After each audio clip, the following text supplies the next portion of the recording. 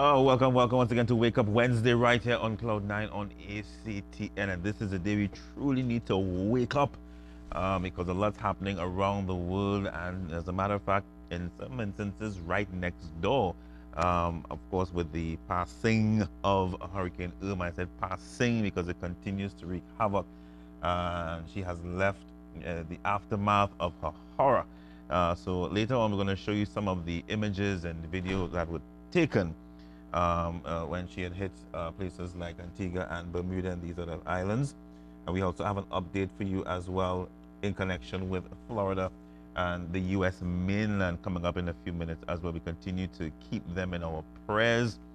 We continue to, of course, lift up the governments of these various islands that they, of course, will pool the necessary resources in the quickest possible time. Of course, because you see the damage, of course, after, in terms of the billions and millions that will have to be spent to get the country and the islands up and moving again. So we continue to keep them in our prayer right here in Trinidad and Tobago.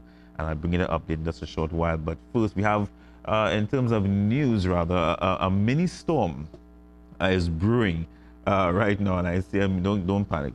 I'm talking about a protest, right? A mini storm is brewing in, I think it was Garth Road, Princestown. I stand correct. I believe it's Princestown from what I saw on the post. This is Garth Road, South Trinidad, and it's in relation to the usual, bad roads, no water. So I'm sure the media has made their way down there, or making their way down there already, because from what we're about to show you, the residents are claiming, even though the fire services are there extinguishing the fires and all of that, they will continue for the rest of the day until water is restored. I mean, I'm really just at my breaking point where every time we have to try and get something done in this country, we have to resort to protesting. There's got to be a better way. But here's the clip.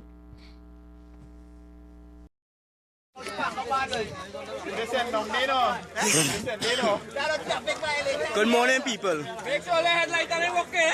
As all you can see what's going on down here, very large protest, big turnout, a lot of people there.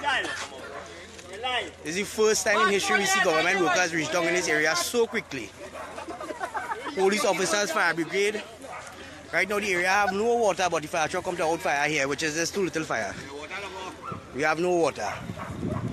No water, bad road conditions. We get half an hour rain here, flood. Look at the turnout. Look at the turnout. We are bath here up in the house. We are bath up in the house here. Look at the turnout.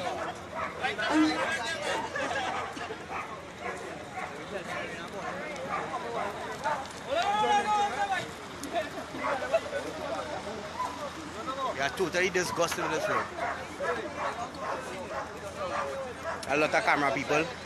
A lot of people is home today.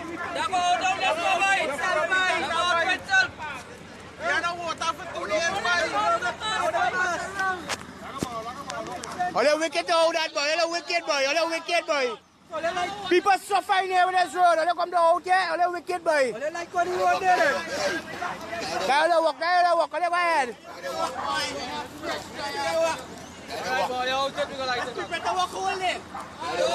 Hold it, we got all walking, hold it.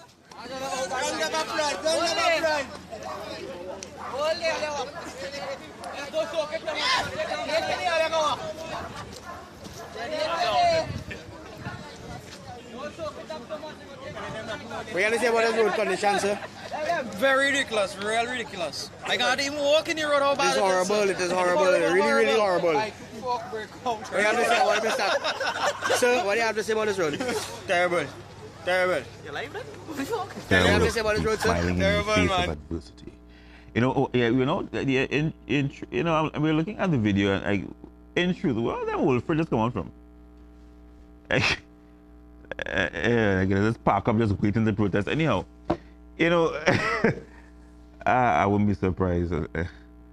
This is my thing though, and I was reading some of the comments, and now, first of all, when we made this point, this is where, of course, they're extinguishing one of the fires.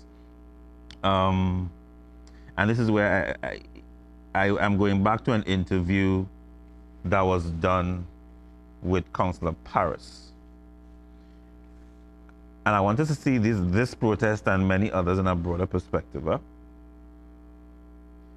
We were making a point, and even he said it, that there are people that do not read the manifestos of their respective political party.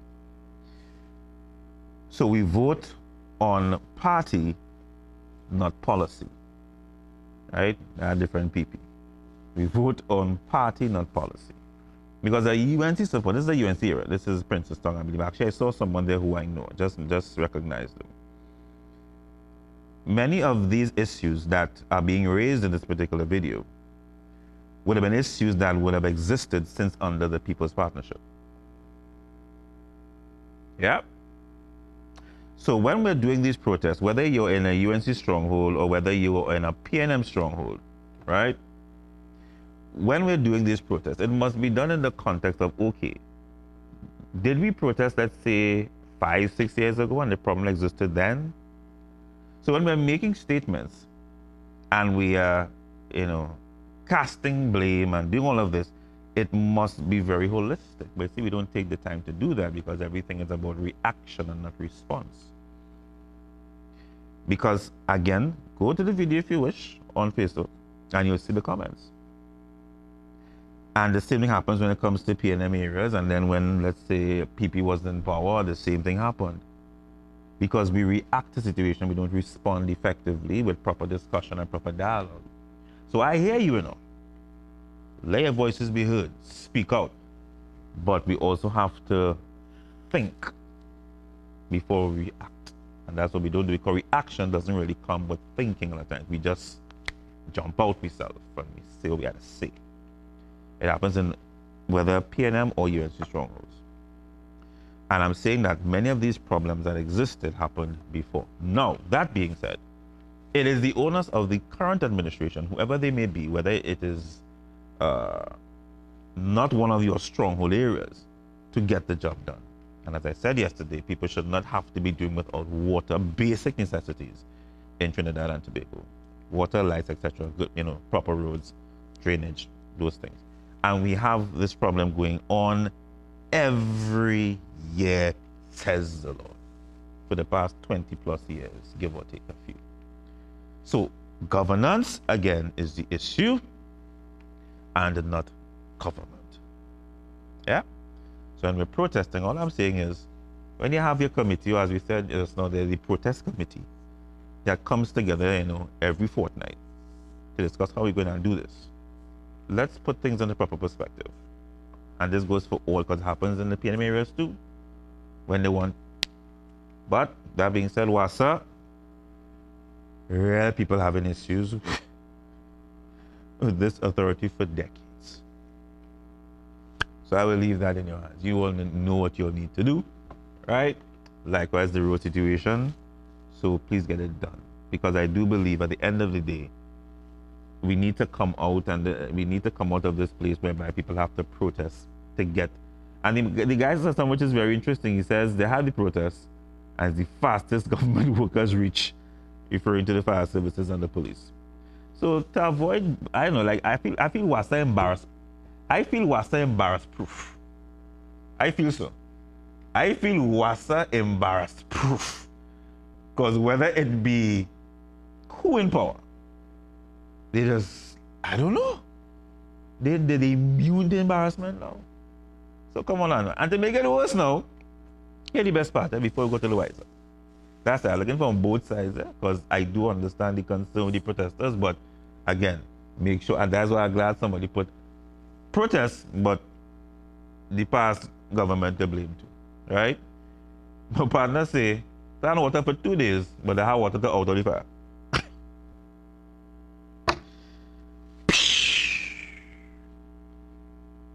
Serious? Well, we know here about Wassa substation 5 minutes away. Yeah. Epic. But we say Wassa embarrassed proof. I reached that stage right now. Them just don't, I don't know. Let's go to the wise up segment now, please. Ay, ay, ay.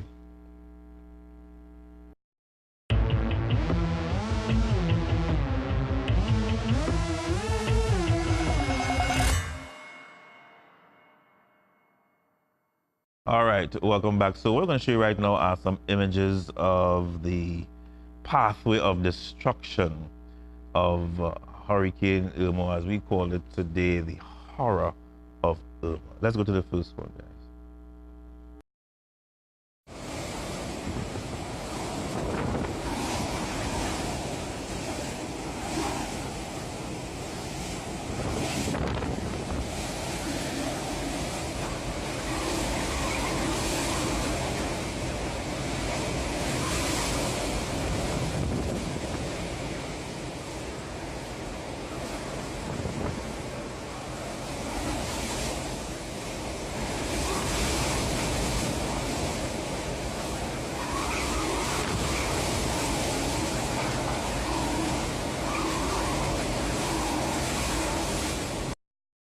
Just one of the videos there. I believe this would be somewhere in Barbuda, as well as other images you're going to see is St. Martin. Just to give you a quick update on what happened since the passing of Hurricane Irma.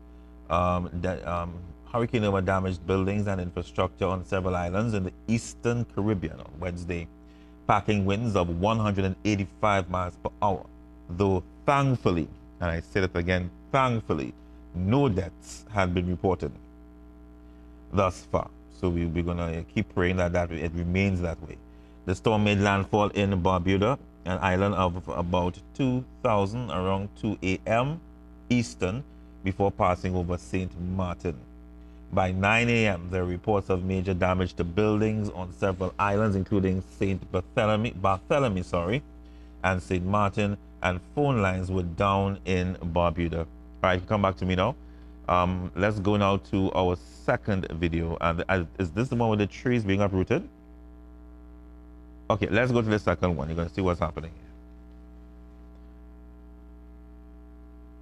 here. Wow.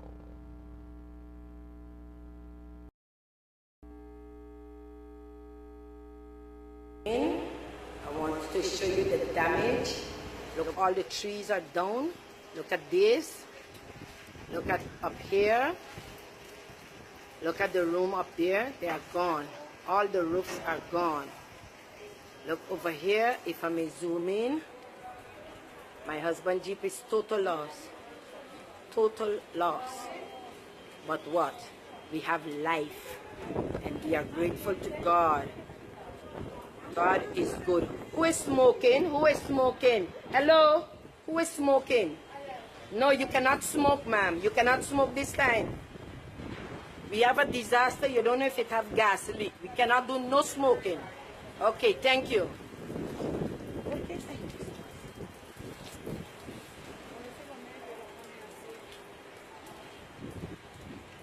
Why be with a newspaper? Look at this. Look at this. You don't know how this get here? This is by the entrance of the security. Look here. This. Show me up. Tyrone. Oh, that's too low. I wanted you to take a thing, but it's okay. This is gone, but this is it. Wow. All right, I like what she said there about no smoking. And that's very true. You don't know if there are gas lines and so forth. Blow yourself up, man. Now, these are images here from several areas, including St. Martin, as you mentioned, Barbuda, St. Barthélemy, and other areas. It's really, again, so, and now it's a wait and see. No, look at this. Now, let me just say this. Now, there's another video which we couldn't show. I really wish we could, but I'm sure most people on social media would have seen it. Where these guys are taking, a video, and the trees are being uprooted like paper. Let me see if I can get it while, I'll probably come back with it. But what was interesting, though, is that cars, or people rather, were driving their vehicles at this particular time. Now, there's a vehicle that had passed. There's a vehicle that had passed just prior, about a few seconds prior to the trees being uprooted. So I'm asking myself the question, where is that car today? Or even more so, where are the occupants? Because I can guarantee you that that car went flying. Trust me, because it looked very light, right? And I'm saying this in the context of, I think this is it here, guys. Let me see if this is the video here. In the context of, unlike an earthquake, where sometimes the warning is very minimal. It's very, very minimal in terms of the time frame to prepare. When it comes to a hurricane, you have at least, give or take, a week before landfall. So why it is you are still, I think this is it here. Let me see if I can pull this up here, guys. All right, we'll come back with it after. Come back to me. Okay, I think we have it here. Let me see if I can. I really want you to see this.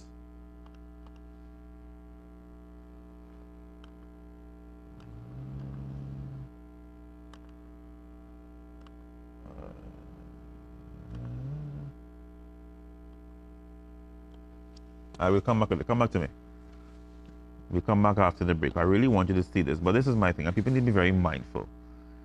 A lot of the times when people, particularly countries that are prepared for hurricanes, when you find that there are loss of life, not in every instance, hear me very clearly. There are instances where there's loss of life, and the main reason being is because they did not adhere to the warnings before.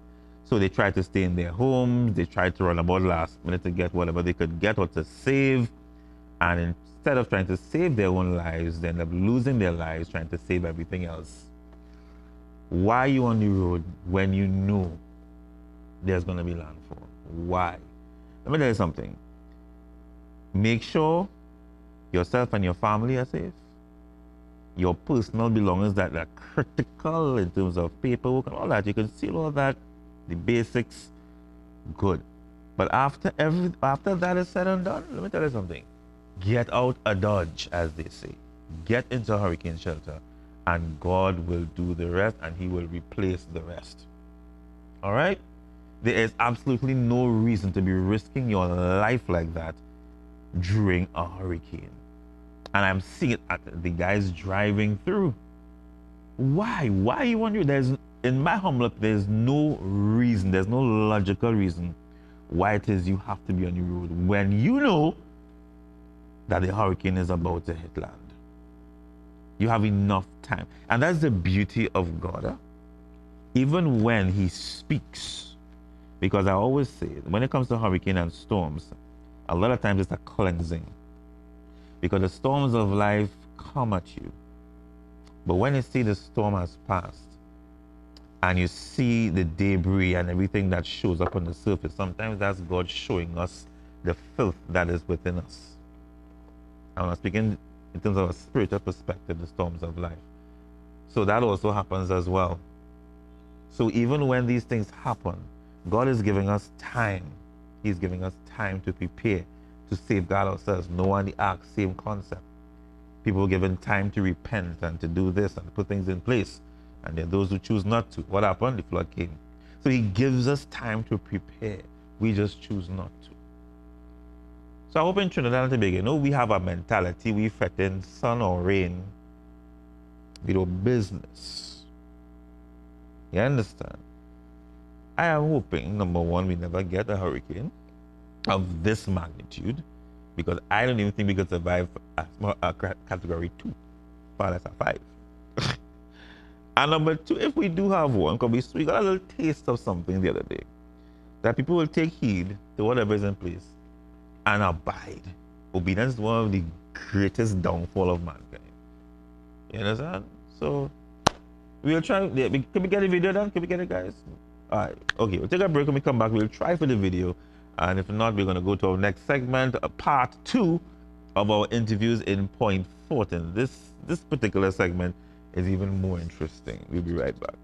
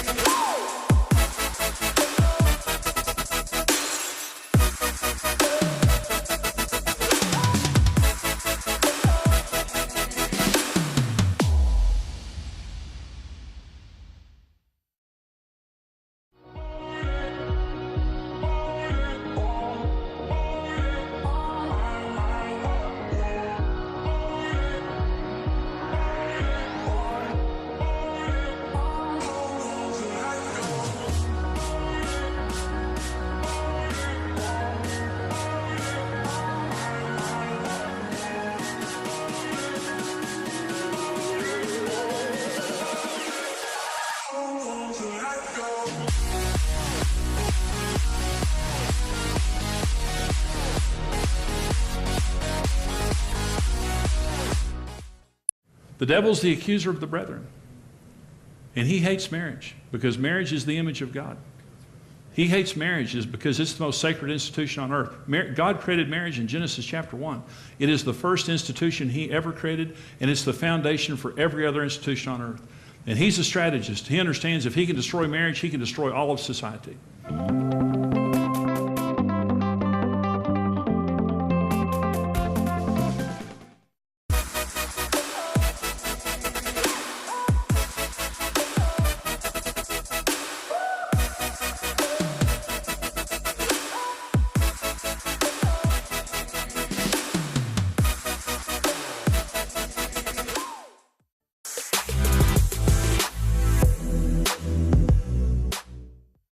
All right, and welcome back. So before we go to our Let's Chat segment, that video that I promised you, it's a little blurry because we had to kind of open up a bit, and it was taken from my camera phone and lower quality. But just look out for you know, the paper trees, literally flying like paper in the wind, uprooted because of the you know, the strength of the wind. But even more interesting, that a car, a vehicle, is in the area driving. Well, someone driving.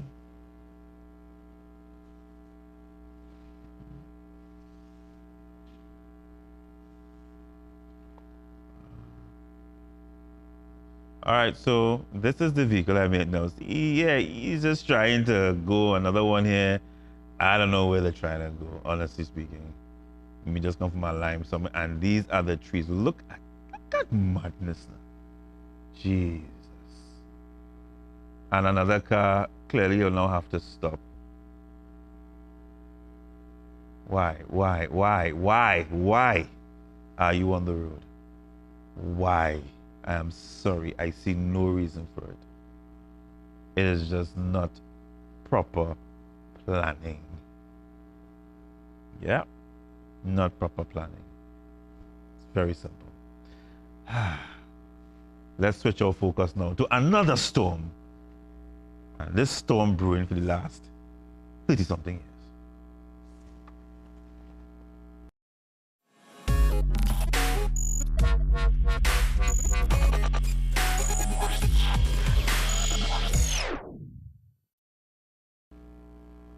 All right, so yesterday we showed you part 1 of some interviews done in Point Fortin and in Byron. We started off in La Brea actually and made our way to Point Fortin.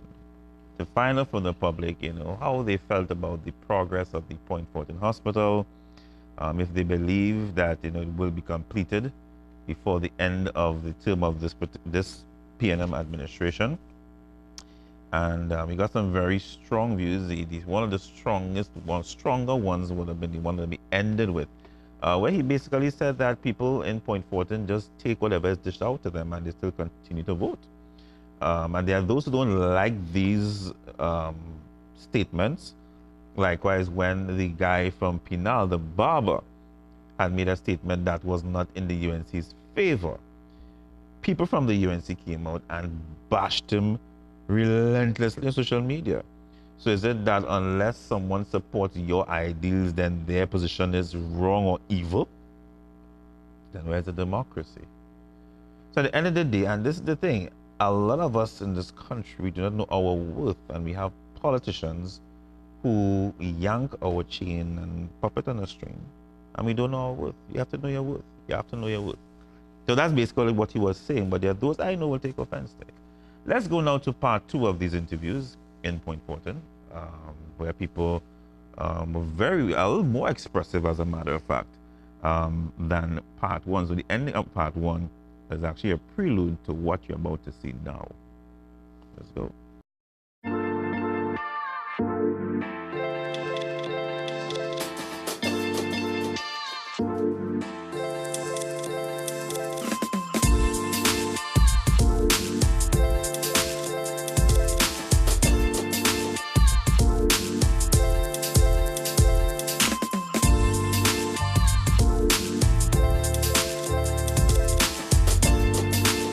So far we're getting mixed views in Point Fortin. There are those who are optimistic and there are those who are saying that they are not optimistic.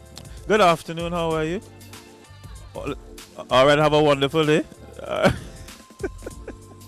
So Point Fortin has gone through what I would call 30 years of labor pain, waiting for the delivery of the hospital. Now we see work is going on, seemingly at a steady pace.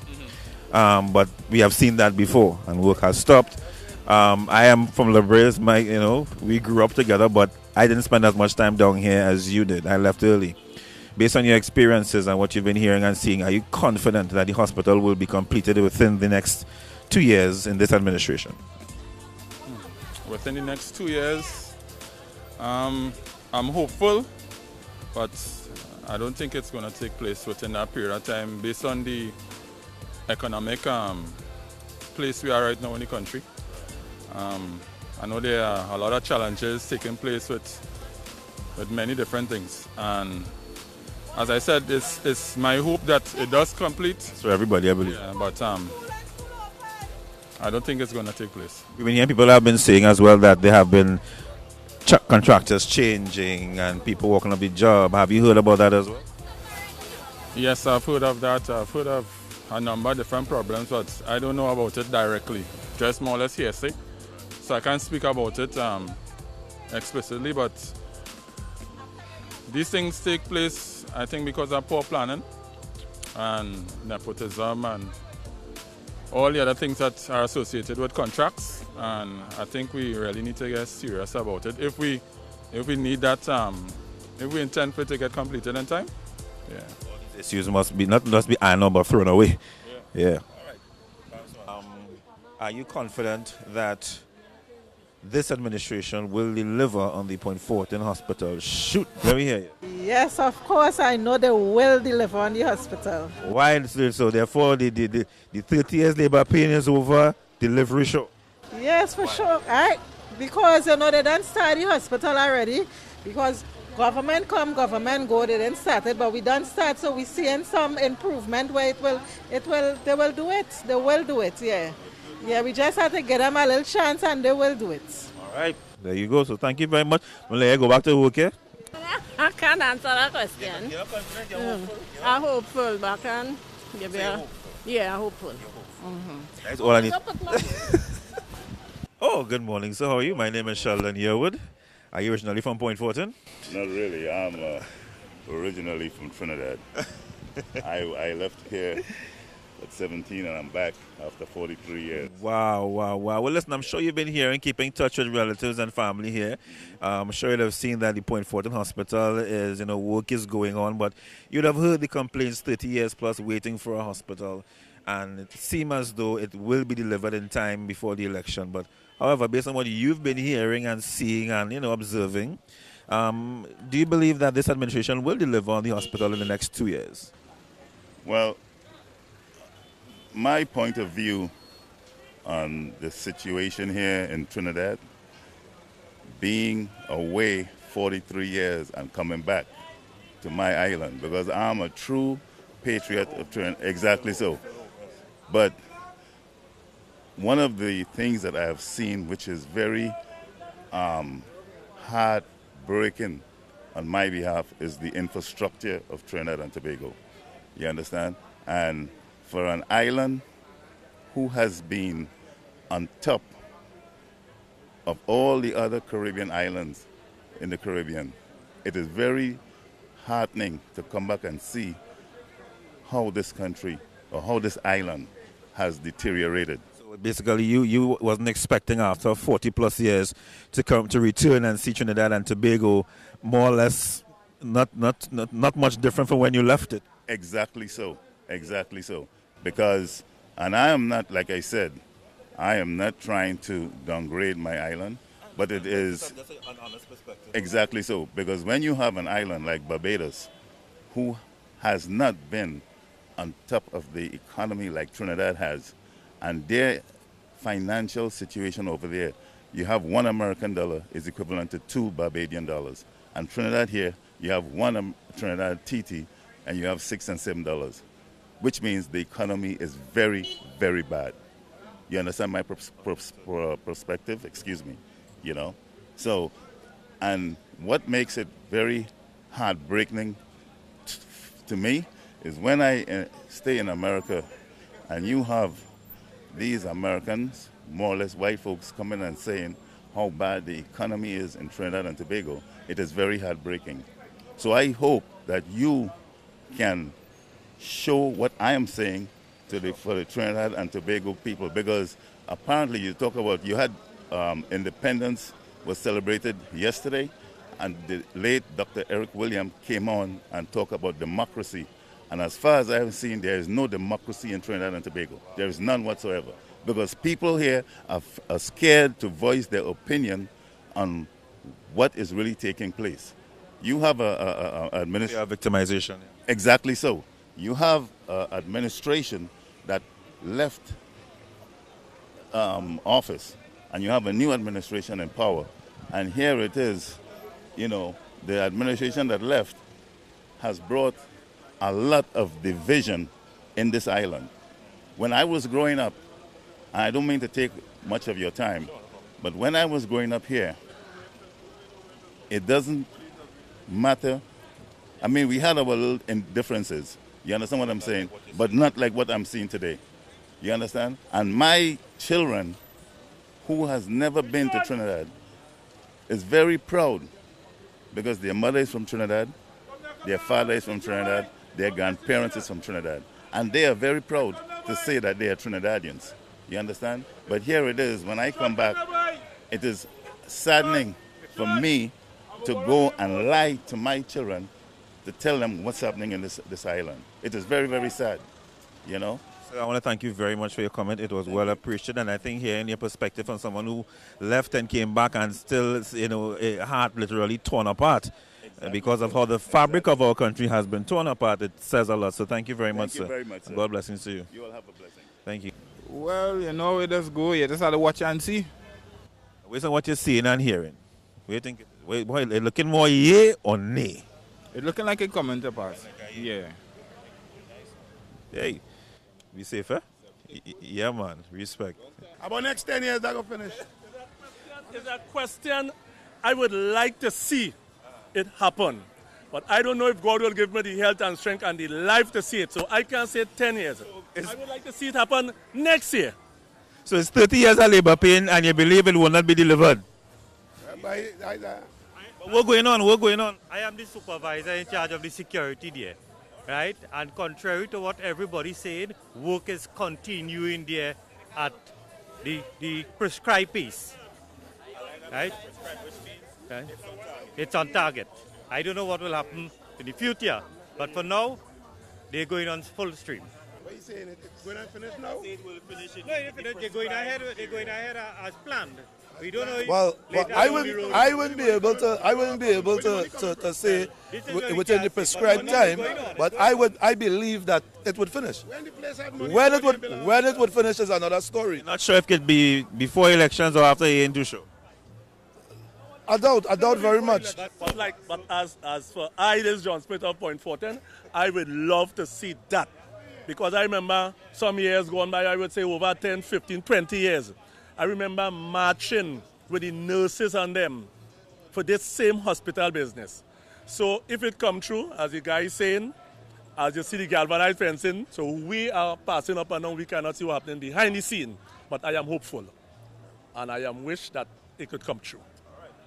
So once there's life, there's hope. So we can't give up here. This is an oil field area. Donkey, since a little fella, I know the white man built a hospital for his people, his workers. And it's that way we're using for all these years, where money was flowing in this country like that. No. How things there right now at that hospital? I mean, people still have horror stories. I had my own horror story when I grew up here. It wasn't easy. I mean, what is the experience there right now? Yeah. What's going on there right now? Well, I wouldn't say nothing much going on. If you're sick, you would pass through the system, the emergency system. But it's not. Is it effective? Are they trying to make it effective? Well, they're not doing nothing more than what they could do. They're working with what they have. You understand? Limitations, and so it's not so much human resource, but the limitations that they're working with. Well, they're working with what they have, and because the new system coming on stream, nothing much would be going on there. Nothing much would be going on there. So we what we have for now. Money is the problem in the country right now. Once again, people take all the money and go.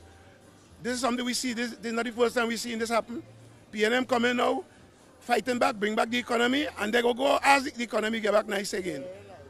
And then they come again, take all the money again, and they go. This is not the first time people seeing this in Trinidad. This is something they're accustomed to. So you know what they say, they bring it back to take it and go? Bring it back to take it again. If it was a prime minister like me, I borrow money left, right, and center to run Wise I live in. Life have to go on, you know. But after that? Who have to come after will take it back. They have to get methods how to come. Things might get better that time. All for now. You can't suffer your people, having people suffering in the country. All right? We know you have to pay your debts, you have to pay this and try to keep everything running. You see them roulette, them machine thing where they have here? That licking up this tongue, you know, all over, you know. When you give your woman money to go and buy school books, you know what children ain't get their school books yet? They go in and try their hand in the roulette looking for more. And Law saying, I mean, no, the man. In your reality. And that's what we really want to get out of these interviews. I mean, just speak. Reality is that. If you check all the areas where there are roulette machines right now, you'll see a number of housewives sitting down there. First past human gambling. Yeah. No. Sure. You walk in anyone in a roulette machine, you see a woman you see gambling. So you get them money to buy books, you get them money to buy food and things, but they go in there first. When they lost their money in the game place, they know. They're coming looking for me or he. They're looking to give up money because they know they're lost. What will happen now? You know what prostitution going on in this place? You know what prostitution going on in Trinidad? You wouldn't believe it. Is that TTT? Yeah, they say TTT coming back, I know. Anyhow, let me leave that there.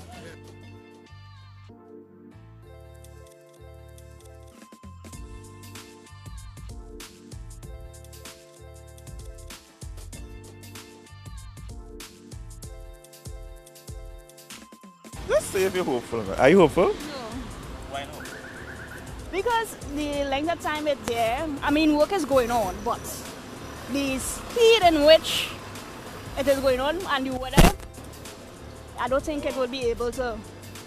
So even though work is going on, you find the pace has been a bit slow.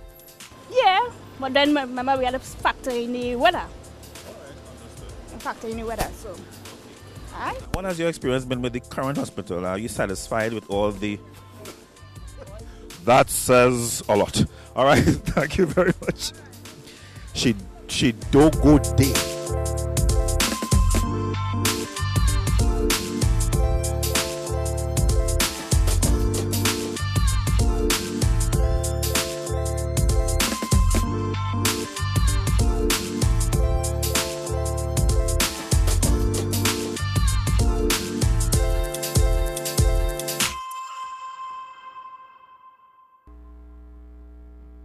She do go day. As for those who didn't hear what she said, she do go day.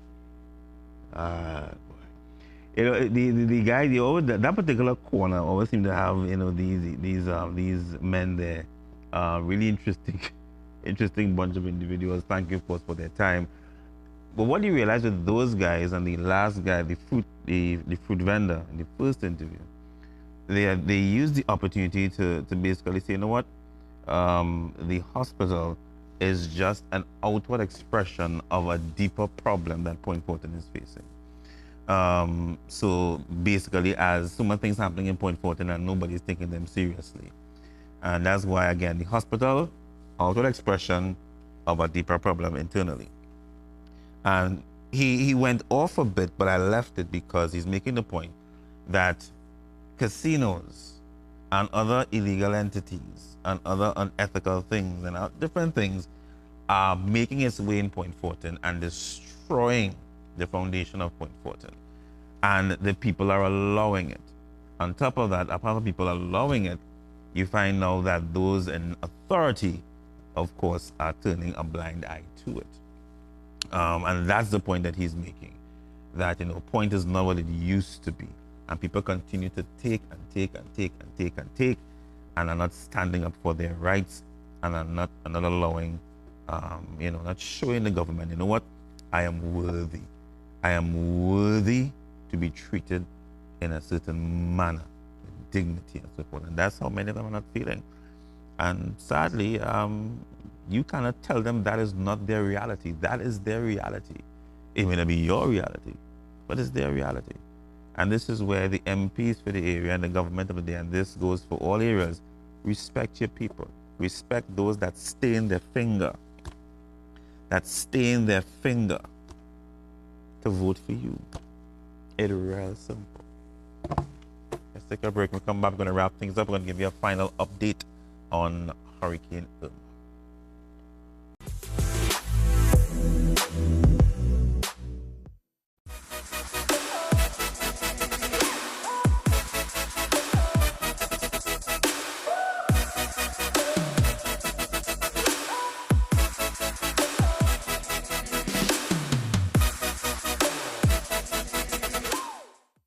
I found out that if our phones are close enough and if we have a connection on Wi-Fi and Bluetooth, come on, I'm about to preach this technology until somebody comes out of hiding. If I got something on my device and you need it on your device, if I can get close enough to your device with my device, what's on my device can jump on your device. If I get close to the one who created me, close to the one who called me, if I stop running and return to the place of my assignment,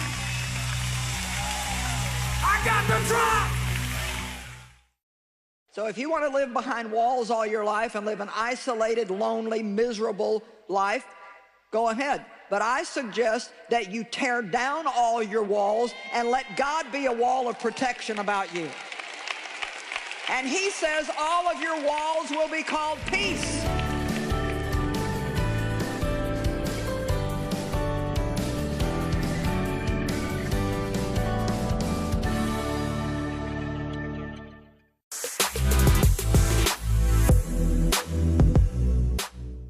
Welcome back. Just a few updates coming in reference to Hurricane Irma.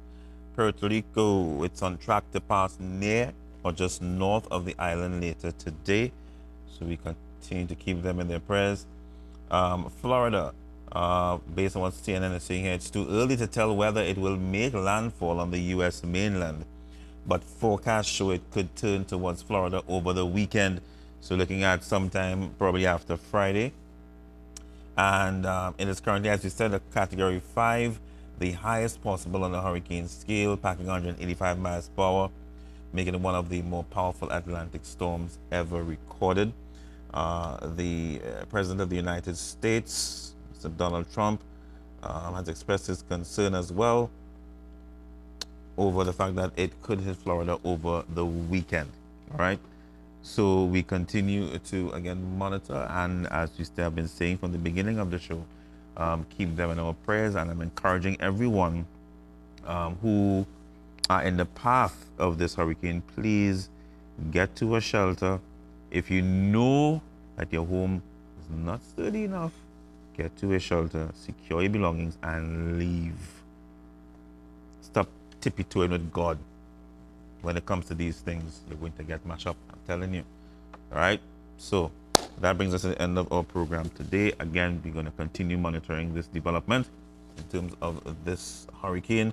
And what we also learned, we have some other tropical depressions developing on the heels of this hurricane. Can we play one quick update I just saw coming here, guys? This is something concerning Puerto Rico. Can we? Let me see if I just get it up here, if it will play. Just came in on CNN's website here. Let me see if it will play. Let me expand the video. All right. I'm trying to get the full screen here. Give me a second.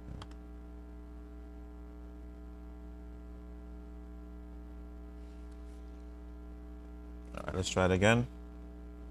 This is an update for those who are looking. This is an update from Puerto Rico. All right. No, it's not.